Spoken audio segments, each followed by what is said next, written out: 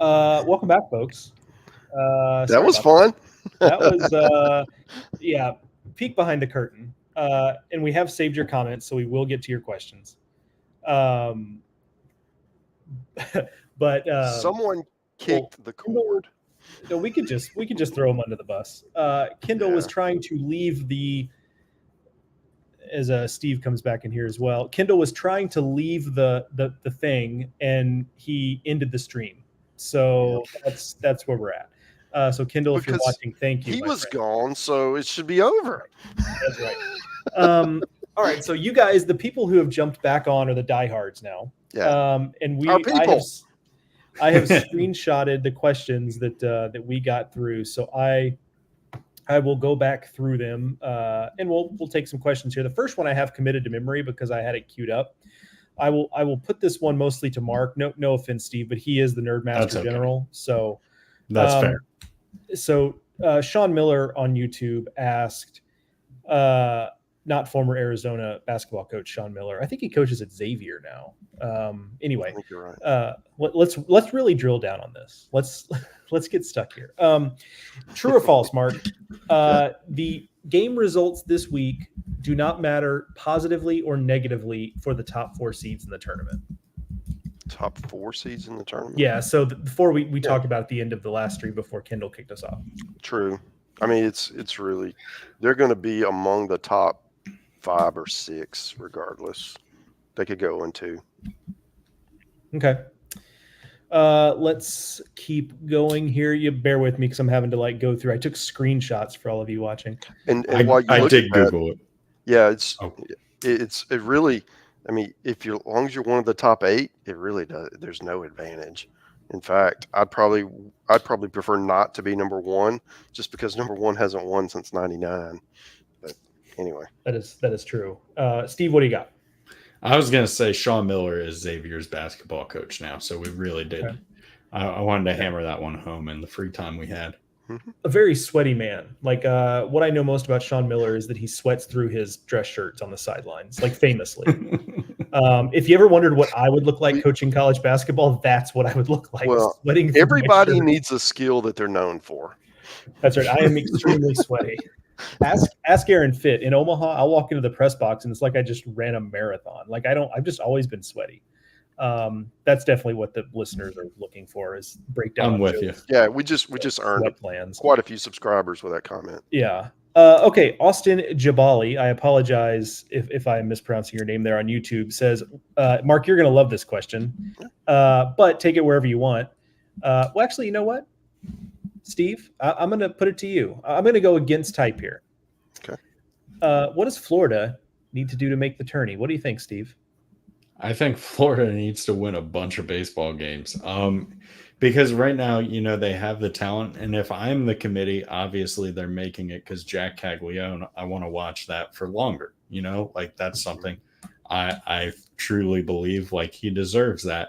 But I think it's going to be a situation where, I love the play-in games. I think that's awesome. I think that, if you don't win that, you should. Jake said it earlier today on our podcast. He was like, if you don't win the play-in game, I don't want to talk about you the rest of the season. I think it should be done because there's so many at-large bids at stake here. But I think if Florida, wins their play-in game and then at least takes 2 games, I think that would put them in a decent position. But it's still a pretty big jump in my opinion. Mark, what do you got on Florida? So there are 6 teams contending for host sites from the SEC. Florida's the only team to play all 6. If you have to play those kinds of teams, you're going to lose some freaking games. And they've split those 6, okay? They beat Mississippi State, they beat A&M, and they beat Georgia. So if you can play with the teams that we consider the top teams in the country, you're really good. The problem is they lost all these freaking midweek games and they got swept at Missouri. So you just don't know what you're going to get from week to week. And because of that, that's why they're in this position. Do I think that they can go and win a regional? I absolutely do. And I may be crazy, but I do think with the way Liam Peterson's pitching right now, that's a team with, I would like them better if they didn't lose 2 outfielders for the season last week. But I do think that's a talented team. Whether they're going to make the tournament, I don't know. It depends on what everyone else does. If they lose to Vandy, it's going to, so at least going to be sweating it out till Monday. It's the same thing for Vandy if they lose. I mean, it's the same deal. To Steven's point about the play-in game, it's a play-in for the tournament, but it's also a play-in to just kind of exhale, and not be just scared to death that you're going to get squeezed out on Monday.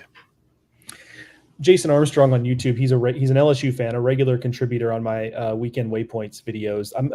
This is right down Steve's alley. And by the way, if you're watching and you have more just unhinged questions, please send them our way. That's my favorite kind. So he reminds me, and he's correct, that tomorrow's opening game of the SEC tournament is a battle of 2 sluggers with a very particular sense of style. You have Tommy White with his gold chains, against Georgia's Trey Phelps, who has roughly half of his jersey buttons unbuttoned at any given time. Steve, if you had to rock one of those 2 looks, which way are you going? I'm buttons unbuttoned because as a submariner, I tried to wear a chain one time and one time only. Hit myself right in the eye with it. Very first pitch, I was like, I look like a jackass, or not a good guy right now. I look like a doofus. So I shouldn't do that. But I learned that the more buttons that got unbuttoned, the lower my ERA would go. I think there was a direct correlation between hitters looking at my sideman boob and my ERA being a little bit better. Now, Trey Phelps obviously looks a little bit more athletic. There's a few differences in body type and physiques.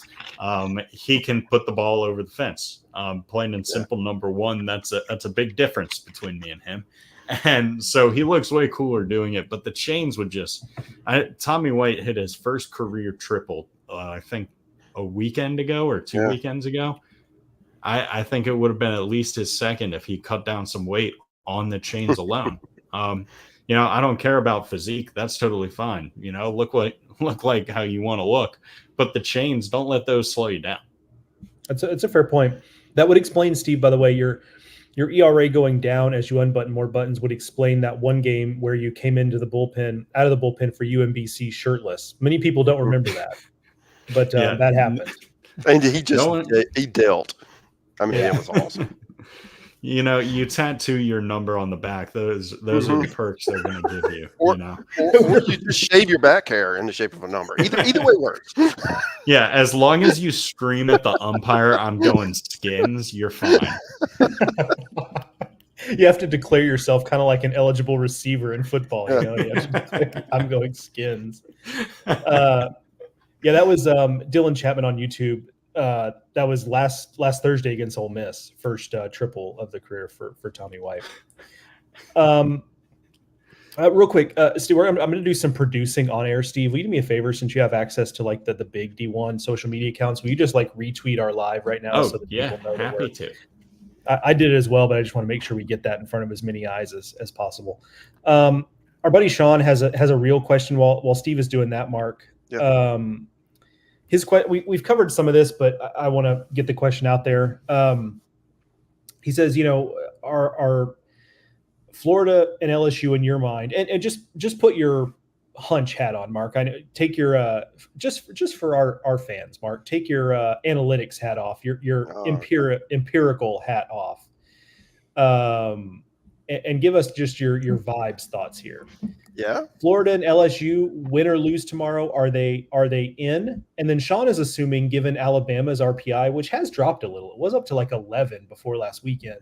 He's assuming Alabama's probably safely in at that point. What is your hunch right now based on what we know?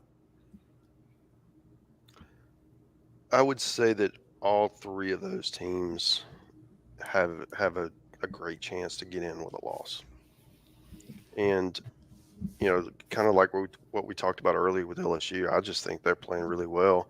They were Tommy White missing third base and a blown 9th inning where the ball did not pass the pitcher to give up 2 runs away from beating Alabama, and they would have won their last 5. Okay. Either of those things don't happen, and they've won their last 5 series. I think they're going to get in. Now, Florida's a little trickier for what we talked about, just because all those midweeks, it just drags them down, and they've been flirting with the overall 500 mark all the last month, really. So their whole last month has been playoff games, right? No understanding what was against them. So if they make it to a regional, they're going to be battle tested because they've already been in the playoff for a month now. Now I don't know how much energy you have left, but I do think that they've got a shot, right, with a loss to get in. In Alabama, I mean, they've got some big wins. I think that for me, I think they're going to get in. They just can't play on the road, and that gives me pause. They got to go on a regional. They're not going to play at home, so they've lost every road series but one. They won at Ole Miss. They've lost the other 4. So. But I do think that all 3 of those could get in. Vandy would be the one I would be most concerned about with the loss, along with South Carolina. Those would be the 2. Steve, do you have we talked a little bit about the SEC is experimenting with using the double base at first base. Do you have any takes on that, about that decision? I like it. It's just safer. Why wouldn't we care about these kids? I think at its core, that's the most important part.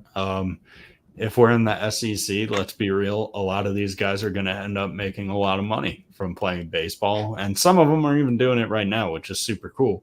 And we should prioritize protecting these guys before they get to the big leagues, and if we can take a step to make it safer at the college level in a way that's really not going to negatively affect the game, all it's really going to do is, if there's a really risky bunt play, you can never just throw it into the base runner's back and hope for the best. Now you actually have to collect an out. So I'm excited about that. I think we're going to get more PFPs that are well executed, and anything that puts us in the direction of well executed PFPs is something I'm going to sign up for. Fair. Mark and I, for the record, we talked about it before you jumped on and originally, and we're both in favor of it, just generally. Like it's safer. Like it takes, to your point, it kind of takes that play where it's like the angle on the throw to first sucks. So you just put it between the guy's numbers and, hope that you get the call. Like that takes that out of the equation at least a little more often. So, all right, let's see. Jeremy McCollum, just a shout out here on YouTube. If you're still in here, this was a question from earlier, but he asked if the Hogs have a top 8 seed, even if going 0-2. And the answer Mark gave was yes on that. I feel pretty good about that too. The body of work is just such that I have a hard time imagining a world where they're not, even with an 0-2, they're not a top 8 seed. All right, let me go to the next little batch here. Doing this live. We'll do it live. So Ryan Latuso on YouTube, not a question, but it is an interesting talking point. He says, I can see jump, and that's Gage jump, throwing a short game to get to Herring. It makes sense for LSU to go all in for one win here. That sounds right to me. Like LSU is not going to be shy in bringing Griffin Herring out of Christian Little. I think we see all 3 tomorrow. Yeah, so like I think with Gage jump, and Steve, you can speak to this, having been in conference tournament situations where it's kind of all hands on deck.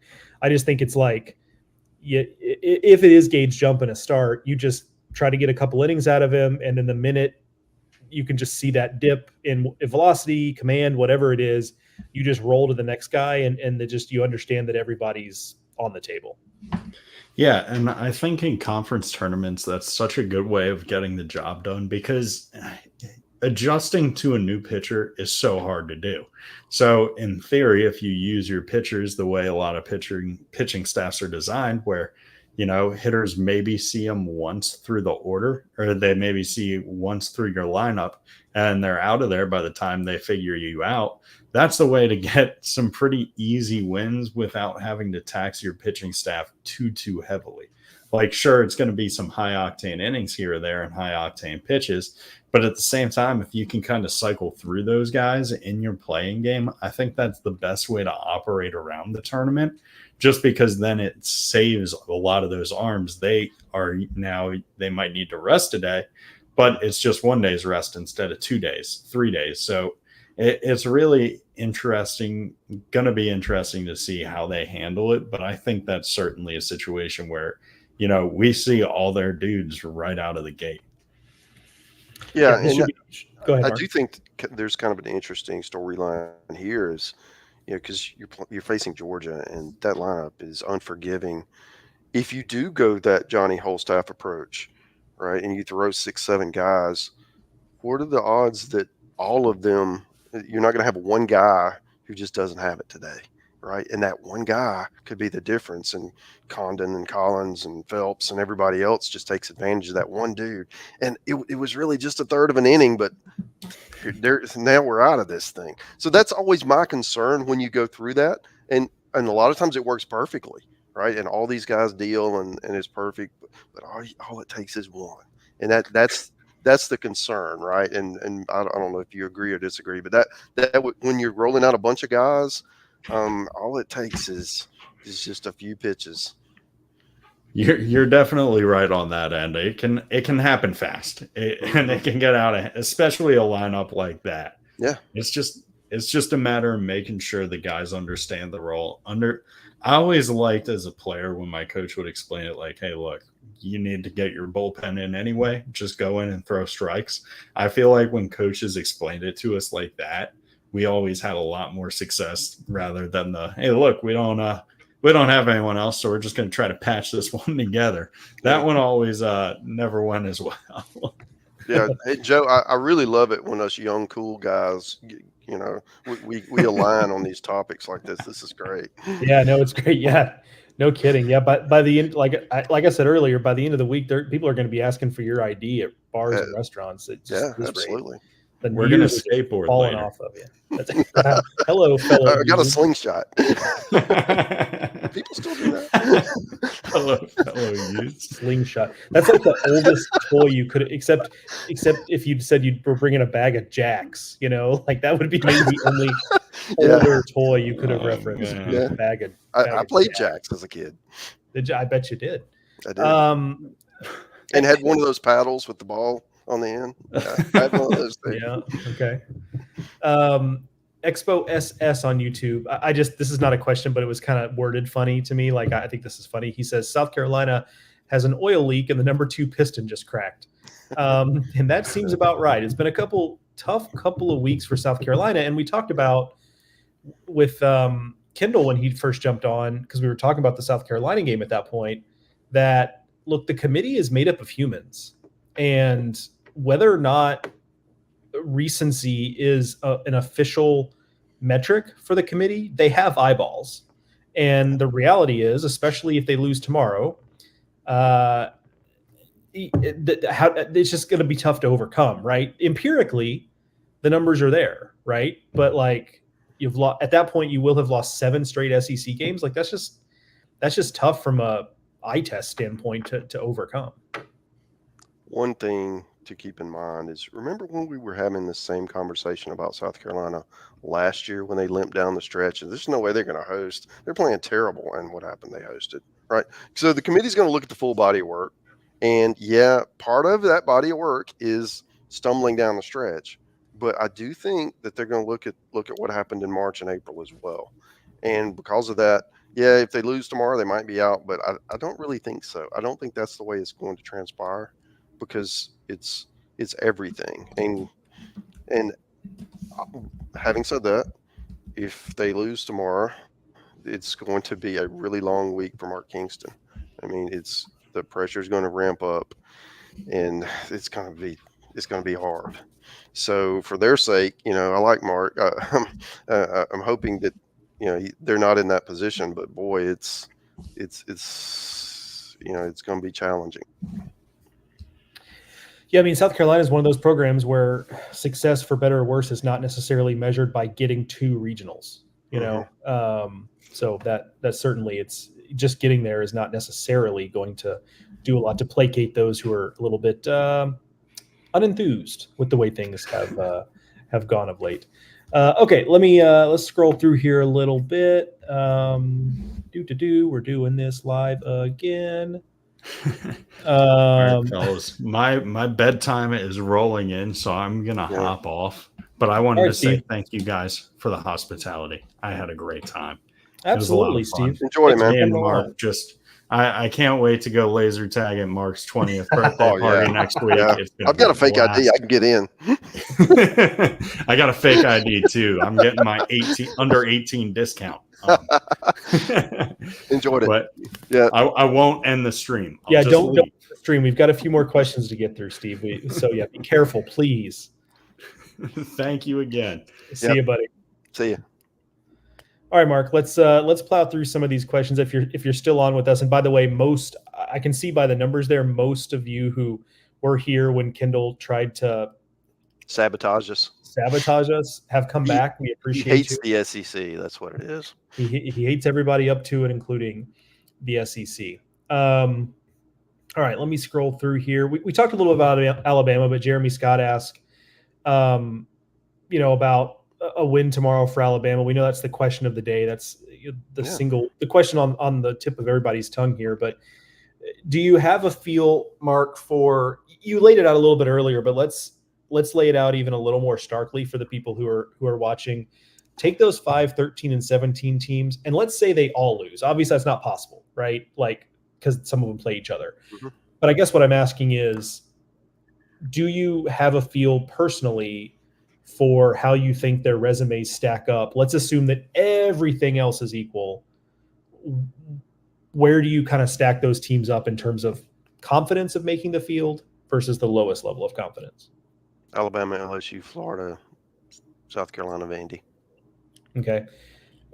So the first one, you said Alabama first, and the trump card being RPI. Okay. You said South Carolina last in that group? Right. Well, next to last out of Vandy, and that's right. Like we talked about, just the way that they've stumbled late. Yeah. Yeah. Okay. Yeah. I mean, that sounds right to me. And look, we have heard from some folks within the SEC. Mark and I have gotten a lot of the same phone calls the last few days, and there is people inside the league are saying things like, and I get it, I don't disagree with this. So let me be clear about that up front. That why are we comparing the 5 SEC teams that are theoretically on the bubble? It's a comparison with everybody else, comparison with Troy and Georgia Tech and James Madison, whoever else, and that's true. However, we do also have to compare the 5 SEC teams that are in this pack, right? Because that's what the committee is going to do. Like, it isn't a binary of they either all get in or they all get left out, obviously. So if that's the case, we do have to stack them. So I also think it obscures the exercise to just say that, like, we can't compare those teams to each other, because ultimately that's what the committee is going to have to do. Yeah, and it comes back to how we started this show. It's a philosophical question of what do you value? Because if conference record is really important to you, and I'm sure for some people on the committee it is, then you're going to favor some of the mid-majors that don't play in as challenging leagues that have done better and had more success in their conference. If you're looking for teams with a lot of big wins, teams with the most talented rosters, those kinds of things, star power, all of that kind of stuff, you're gonna look at these SEC teams and favor them. And they're more than that. There's RPI, there's KPI. There are other reasons. I just picked a few, but it's really not a right or wrong. It's looking at the criteria that the committee has provided and interpreting the results that stack up with that criteria. And there's not RPI is first, although it seems that way, but they're supposed to be equal. They're just a data point. And when we talk to the committee members, that's what we hear. It's everybody thinks it's all RPI. Well, that's because we look at the results. Yeah. But when they speak, it's only one of the data points, and we also look at the other ones, right? And so I don't know if that answered the question, but I do think you're trying to evaluate things that are not the same, because I don't want to pussyfoot around this. We are not playing the same sport right now. The teams with all the resources have more advantages than the teams without those. Okay. And it's very difficult to compare those across. And it's not that the teams outside the top group can't compete. Many of them can, but they're having to overachieve in order to make that happen. Yeah. Yeah, and that's not just an SEC thing either, right? I mean, like, No, absolutely. Florida State has advantage, Clemson, Texas, And really, the ACC's Arizona. bridged the gap, and I don't Yeah. want to say that on this one, but I mean, it's really close to the SEC. No, There's I some, mean, yeah, right, I and think there's our maybe fans are savvy enough to understand that, you know, there's pretty good ball clubs in the ACC as well. no doubt. Yeah. Really good year in the ACC too. I mean, North Carolina, and I say this just because, like, these are potential super regional opponents for a lot of these SEC clubs. Or if you're a 2 seed, these might be places you go. But North Carolina, NC State looks really good right now. Wake obviously has Chase Wake Burns. scares me to death. Yeah. I mean, they have. Yeah, their talent's through the roof. Like, so it has been a good year in the AC. Florida State, Clemson. Good year there. Okay, let's scroll in further. Sean does mention, we mentioned this at the top of the show, Mark, you'll have to explain Nakatomi Plaza to all of your fellow Gen Zers.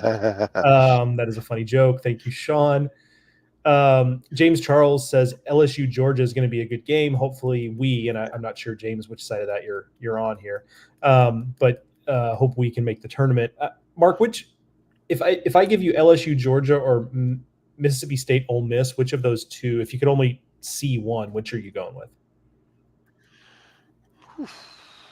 Yeah, right. Probably LSU Georgia, just the star power. I mean, Condon and Tommy White, and potentially Gage Jump. That one, but I mean, anytime Mississippi State and Ole Miss play, I want to watch it.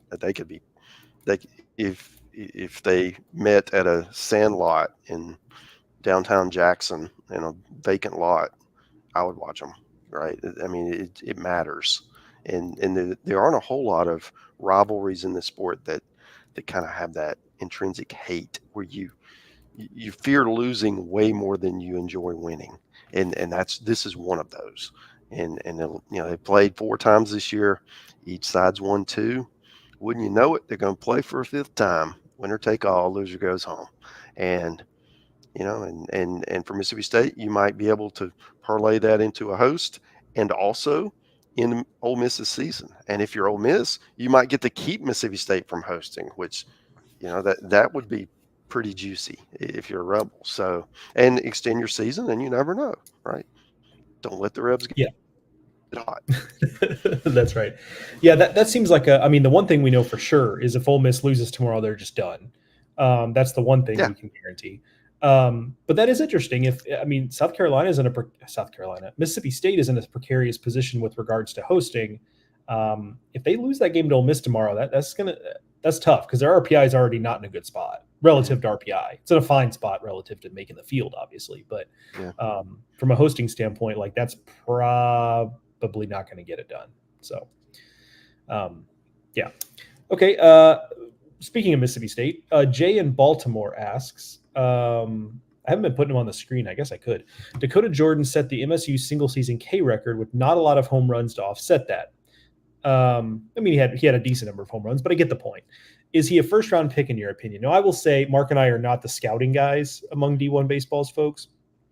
What I will say is that this day and age in baseball, just in baseball in general, but certainly in the scouting community, they are terrified of hitters with high strikeout rates because there's so much swing and miss in the game that even your best hitters are going to swing and miss, more than, Tony Gwynn did 25, 30 years ago, actually more like 30, 35 years ago at this point, because time is unrelenting. So you kind of understand. So if you're a guy that has, you wouldn't understand, Mark. Yeah. I'm young. He's like, who is Tony Gwynn? The guy San Diego State's ballpark is named after, Mark. That's the only way you know. Okay. Yeah. He was the coach at San Diego State, right? Did he play ball? Yeah. He did. He played a little ball basketball too. Yeah, he did.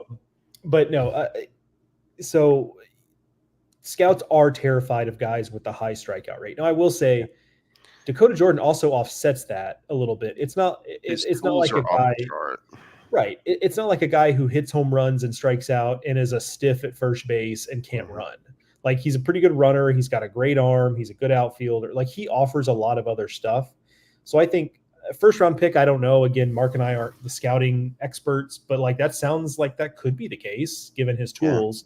I would say the back half strikeout, of first. yeah, I mean, the strikeout thing is real though. Yeah. And that probably does hold him back from going as high as he might otherwise go. Mm-hmm. So, okay. Let's go with this question. Dustin Barzare, my apologies for butchering that. Can LSU beat Georgia? Let's twist that, Mark. How does LSU beat Georgia? If they beat Georgia? They got to pitch really well. If the formula, and we laid it out earlier, is jump for 3+, little for 2+, 3+, and finish with Herring, and you just push all your chips on the table and worry about tomorrow if you get there. I think that's the way you do it.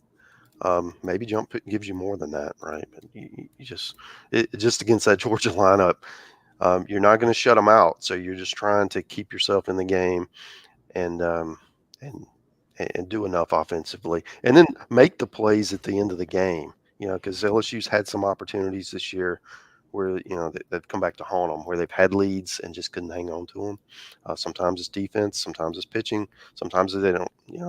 They have opportunities and leave runners on base. I mean, it's kind of a little bit of everything. But that's the key for them tomorrow, is to get to keep Georgia from just putting up crooked numbers. I think that's exactly right. I think we'll know if that game is ugly in the first couple of innings. Not great news for LSU. Yeah, and by ugly, I mean 450-foot home runs can be pretty, but you know what I mean. Ugly in terms of if the first two innings take an hour, that kind of deal. You're not throwing strikes. You're kicking the ball around. Right. Georgia is the type of team that's going to expose you. Right. They are ready for that party for sure. I'm going to lump a couple together here. So we've got Connor Coates on X. That's his question there. And then Travis Martin on Facebook. Travis joined us a little bit late, but what do we think Mississippi State has to do to host? And I will just say quickly, Travis, Mark can, because we just talked about State a little bit, he can jump on this. I will say the biggest thing is watch the RPI, because, again, RPI does tend to be the thing. State already has enough SEC wins to be a host. 17 is more than enough. But the RPI right now is in the low 20s, and this is where those losses that now seem like they happened 5 years ago to Austin Peay, and Austin Peay turned out to be a good team, but to Austin Peay, there were some others early in the year, I forget them, and trigger warning for Mississippi State fans out there, but they lost some games early in the season that we thought, oh, here we go again with State, and it turned out they turned it around. But now this is where those are hurting them a little bit, because those are losses that aren't great for the RPI ultimately, and here we are. That's coming home to roost a little bit. So I would say, Travis, that the short answer is watch the RPI, and if they can get inside the top 20, they're in the conversation. But rather than now, at 23, they're just not. That's not going to be good enough, probably. Yeah.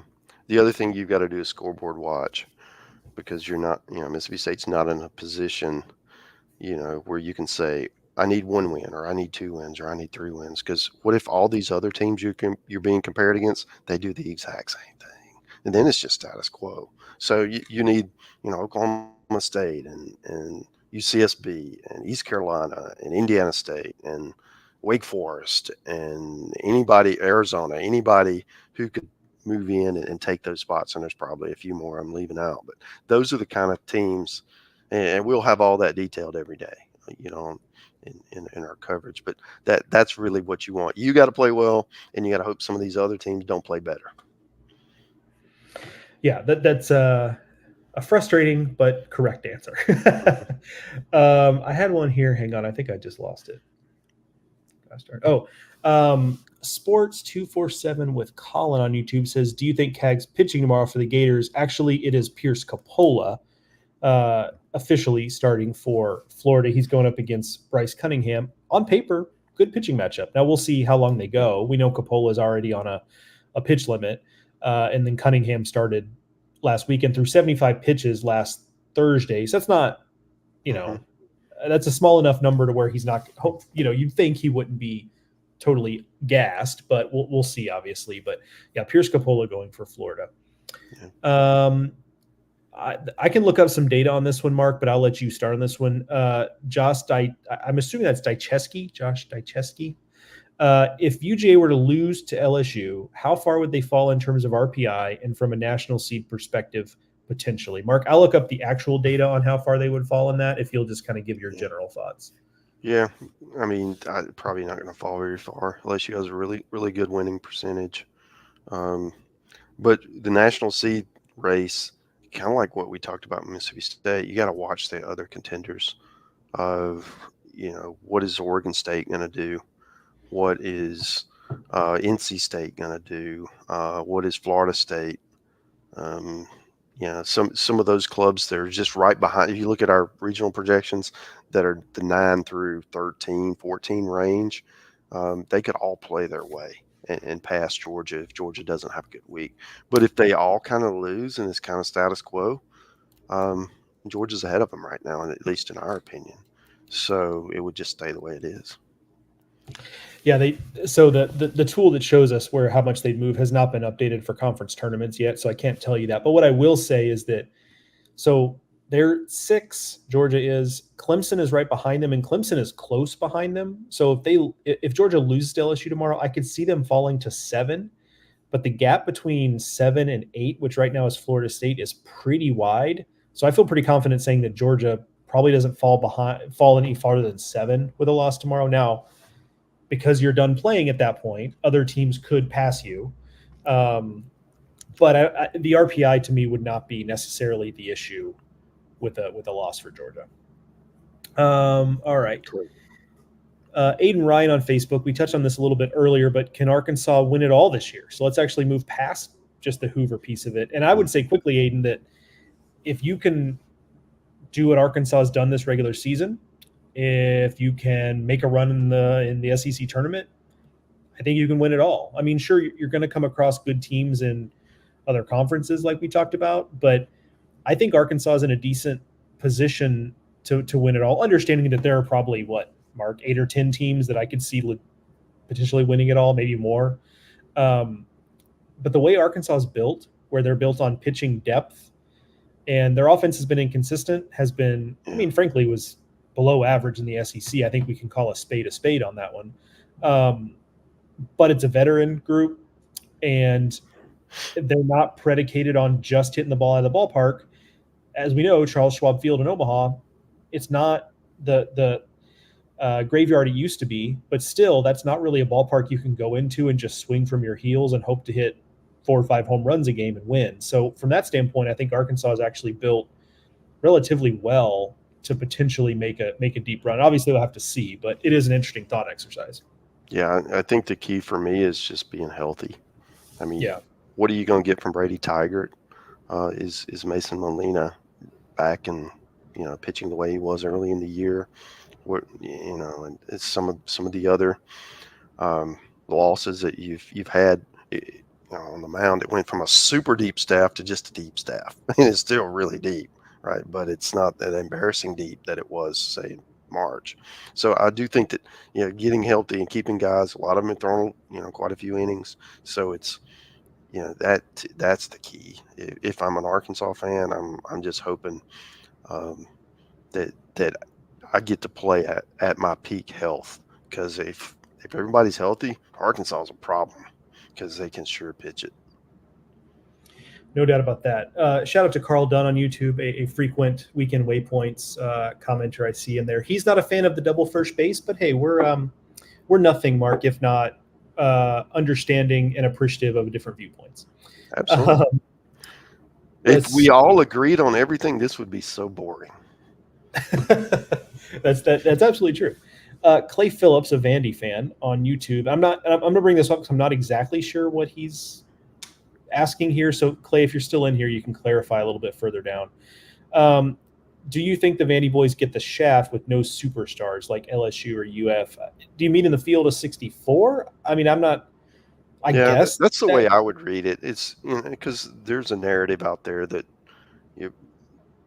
teams with the superstars, you want to continue their season because it helps grow the game and people are interested in it. I mean, certainly with Kaggs and Tommy White, 2 of the bigger stars from last year's finals.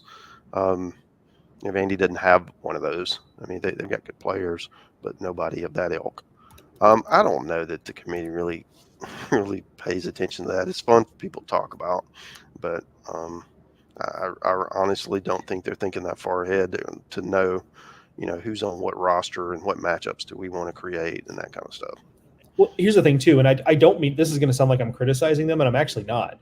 I don't think they really know. Like, they know who Tommy White is, they know who Cags is, they know who all those guys are, but they don't. These guys have jobs as athletic directors, right? Like, and they're paying attention to the right. They're paying attention to like everyone's resumes and what have you, but they're not like super locked in on who the big names are on all these teams, right? Like, so that's not a criticism. Like, if I had their jobs, I probably wouldn't either, Anyway, that's yeah. Jay in Baltimore back with another question. This is an interesting one. Would you pitch Cal Steven tomorrow if you were skippering the Bulldogs? I actually like that they're going with Auger. Like, I think that's a good choice there. He's thrown the ball well for them. He's given them some starts where he's gotten, kind of into the middle innings. He just threw 2 innings, 29 pitches against Mizzou over the weekend. I think he's a guy who could give you 3 or 4. I understand wanting to bring Steven back because you do feel like, hey, it's not going to take that much to get us to a place where we can host. So I get that, but I do think there is the bigger picture of, do we really want to circle back on him? Because what if you win this game? You don't want to burn, you could start Cal Steven a couple days down the road. Right. So I get the wanting to do that, but I do like starting Auger and going from there. Yeah, I like the move. Starting Auger, because he was a weekend starter just a few weeks ago. So Mississippi State needs to win multiple games, and you want to put yourself in the best position to do that. And I think Auger and a group of, your best relievers can get you through and hope your offense carries you against Ole Miss. And then you got Steven for A&M. And that gives you, because A&M may not throw Prager, so that gives you a really good shot, if that's the matchup. And then, hey, you've won 2, and then you're really having some serious hosting discussions here. So I think that's the play, because honestly, if you lose, if you throw Steven tomorrow and then you lose the next 2 and go 1-2, you probably didn't help yourself at all. So I would. Anyway, we'll find out, right? Yeah. Which way is successful, but what Lamonis is doing is what I would do. We'll breeze through this question real quick. Sports 247 with Colin on YouTube. Do you think the Gators would make the NCAA tournament with a loss to Vandy? Obviously, the answer is, as Marcus said, depends on what everyone else does. But I will say, to the point of the committee being human, at that point, the Gators would have 1 game over 500 as an overall record. Does that, push any committee members to maybe look for a reason to keep them out? Mm-hmm. They won a series against Georgia the last weekend, but they generally have not played well the second half of the year. That's where the human thing could come into play. But obviously we'll have a much better idea. Even if they get eliminated tomorrow, we'll have a much better idea come Friday than we will tomorrow, because we'll have a better idea of where the bubble's at. Okay. Sean asked, what kids drink is Mark sipping on? I'll look for next question mark while you let us in on what you're drinking, unless it's like some sort of bootleg moonshine situation. It was not cold enough, so I got some ice and I'm pouring it over ice. Oof. You got to do what you got to do, but ice in a beer is not really. It's actually not bad, because I'm just sipping it. Yeah, fair enough. It's just kind of something to do. Bradley Edward Thagard on Facebook. That's a fabulous name there. He's asking about Mississippi State needing how many wins they need to host. It's not so much about the wins, Bradley. We talked about this a second ago. It's the RPI. So watch that is what I would say. This is a good one. Josh Dechesky. He corrected me. So I was close. Dechesky. I think this is a question on a lot of people's minds, Mark. How heavy do you think they, in this case the committee, are going to emphasize the KPI as data point since it's new. I suspect the committee may go out of their way to point out KPI, especially during selection show and the conference call afterward. That's a very good question, Mark. What is your feel on that? Yeah, I like that question. I do think that there is some skepticism nationally about the RPI, and I am happy that we're going to have something else, right? And as a checkpoint. I don't think we've gone far enough, but this is a step in the right direction. And where I think this is going to come into play is, you know how a lot of times you look at teams and you say, well, this team has the number 28 RPI, but you go, they're not the 28th best team. Maybe they're better than that, or maybe they're a lot worse than that. I think that's where having another rating system, you're going to be able to come in there and go, well, what does the KPI say about them? Oh, it has them 24. Oh, okay. Well, maybe the RPI is kind of right on this team, and our perception isn't. Right. So it just gives another data point. And I think where it will come into play is where there are wide variations. Like Mississippi State, for example, I think they're low teens in KPI, something like that. So maybe that gives them the benefit of the doubt, where if your RPI is, maybe they get it down to 19, but the KPI jumps up to 8 or something nutty like that. That might be the tipping point between them and some other team they're being evaluated against. Where I'd like it to go, and this is kind of some lagniappe here, is I think after we would have two rating systems. I would like to add a third, maybe even a fourth, and that way you can look at it and see, and maybe it's you're 28 in one and 30 in another, 32 in another, and 50 in the fourth one. Well, probably those first three are the ones we should really be paying attention to. And in today's world, what if the RPI is the 50? Right. And so I think we're at a point where we have all this capability to provide metrics and data. Let's use it. And I think people are smart enough now to make those informed decisions. Yeah. Travis Moore on Facebook, he says, I know this is reaching, but does the committee take into consideration attendance at stadiums and revenue, or strictly RPI and strength of schedule? What I will say, Travis, is there was a day, and Mark can speak to this if you'd like, where that which was character I'm playing. Yeah, that was a that's right. A time when that stuff did matter. I don't know how much it mattered, but it did matter a decent bit in a world where. Yeah. I mean, now, no matter where where things are hosted, you're going to sell out, and it's going to be great crowds. And, they had great crowds at Terre Haute last year, right, for Indiana State. But I will say where it does come into play, not so much in regionals, but if there's two teams, let's say two seeds end up winning regionals and the super goes back out to bid, I do think it can be a little bit of a tiebreaker, if you will. So I don't think it's yeah. Okay. I don't think it's a primary thing, but I think it matters more in supers. Connor Johnson, who I appreciate because he's an Oregon State fan that routinely drops in on my weekend waypoints. So I appreciate that. Oregon State, by the way, an SEC team on the West Coast, essentially, in terms of quality and in terms of fan support. He asks, which middling SEC team will the committee send to Corvallis? I have a feeling it's going to be Florida. Obviously, we don't know the answer to this, but it does seem like there's a pretty good chance there's an SEC team that gets shipped out there, because there are going to be some 2 seeds in that mix, or 3s, I guess, depending on how things break. All right, we're scrolling. A lot of great comments in here too. Some are just talking amongst yourselves, which I love, but I'm just trying to catch some of these questions here. It looks like we might be some. Mark is drinking Zima with Skittles in it.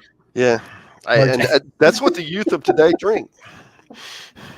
I believe Mark's. Yeah, it's like it's a golden colored like version of purple drink is what you have there. There we go. Yeah, because Jolly Ranchers is the real answer for Zima. See, Sean knows. Anyway, Chance Babin on YouTube is shouting you out for nice lanyap drop there, Mark. That was a good call there to use lanyap. Sean, this might be similar to the question we just answered, but we're going to put it up here. Real question for Mark. We know RPI, KPI, strength of schedule, quad 1, 2 are important metrics for the tourney. Do you have a sense for how important the bid package is? Okay, we just talked about that, Sean. Yeah. Do you meet the minimum? Yeah, it's a tiebreaker kind of deal in those situations. Oh yeah, I just now noticed Sean caught that. Okay. All right. Here's one. CBD on X. Why would they even leave defending champs out over bubble teams? Mark, let me make sure there's no more remaining questions we have here, and then looks like we'll wrap this thing up. Because that was last year. I mean, that's okay. Sure. Because that's five-word answer there. But you're right. I mean, I can speak to that a little more if you want. It's okay. That's the answer. I understand the sentiment of wanting to let somebody defend it, but you got to earn your way in. The last two defending champs didn't make it. Yeah. Yeah, and that's the way we want it, right? Like, if it's your team, it sucks, but like, that's the way we want it, right? You want it to be about this year and not history, even though, so let's be honest. Again, committee's humans.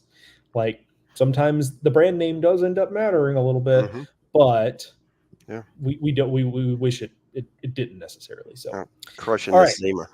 Gonna call it there. We're at about 2 hours having done this, and that's not a complaint. That is a compliment to you all who've joined us, who dealt with Kindle trying to silence us and cutting off our stream.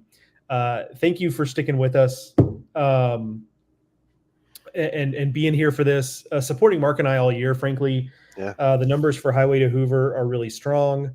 Every time I've asked you guys, hey, go leave us a review at our 5-star whatever thing, I don't know, you guys go and do it. So we appreciate you there. I appreciate you guys being involved in the Weekend Waypoints videos. And this is not a goodbye. We're still doing stuff. I just want to use this opportunity to say thank you, because you guys have supported us at SEC Extra so well this season and last season. And we've got a lot coming at you here this week. Mark, me, Kendall will be here. 3 people at the SEC tournament. Kendall will do some stuff from the Sun Belt, which, that's good stuff too. I know there's probably a lot of you guys in here who are fans of an SEC team, but also have an affinity for a Sun Belt team too. Especially this week, because their games are going to matter to SEC bubble teams. Fair. So Mark and I will be at SEC tournament the whole time. Kendall will bounce back and forth a little bit. We'll have plenty of stuff all week.